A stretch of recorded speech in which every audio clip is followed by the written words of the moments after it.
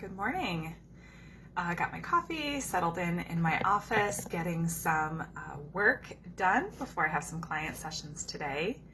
And it has been a week with everything going on and the election and the time change. I know that I am feeling the extra stress and tiredness that's coming with that.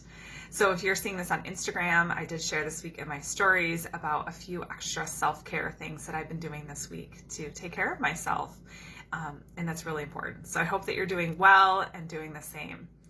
So there are some really exciting things happening behind the scenes here at Restorative Counseling Center, and I cannot wait to share those with you. It's not quite time yet, but I'm really looking forward to sharing those with you in the coming weeks. And because of that, I have been blogging a little bit less, but this week I did want to pop on here and just share a video in regards to the blog that I put out last week on identity. So I had mentioned that if you read nothing else of mine, I was hoping that you would read this blog. This is one of the most important messages that I can put out there. So this was inspired by a Bible study that I am doing with Proverbs 31 Ministries, and it just struck me and hit me so hard, and I'm guessing it would probably do the same for you. So this this Bible study shared 5 lies of identity. These are: I am what I have, I am what I do, I am what other people think or say, I am nothing more than my worst moment, I am nothing less than my best moment.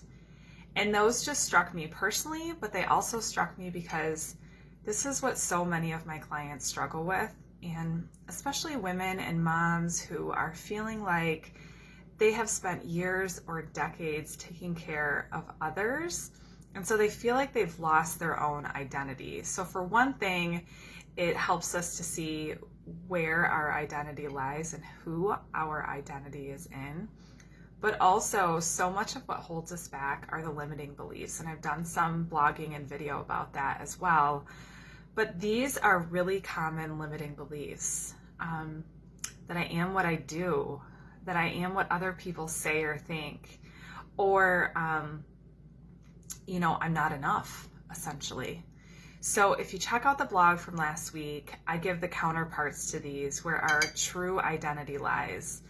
And if we can remember these things and bring ourselves back to the truth, this will help to combat those limiting beliefs. So I recognize that everybody is in a different place spiritually and may not be on the same page as me with this, but I encourage you to check it out. And even if you find yourself not being able to counteract these limiting beliefs with what I share, it's important that we have an affirming message that we can run through our heads that combats these lies. Whether you are a person that is spiritual or not, these are limiting false beliefs, lies that the world or the enemy wants us to hear. And so we need to have a message to respond to those with. So check out the blog from last week. Let me know if you have any questions, and stay tuned for some really exciting news and announcements from me.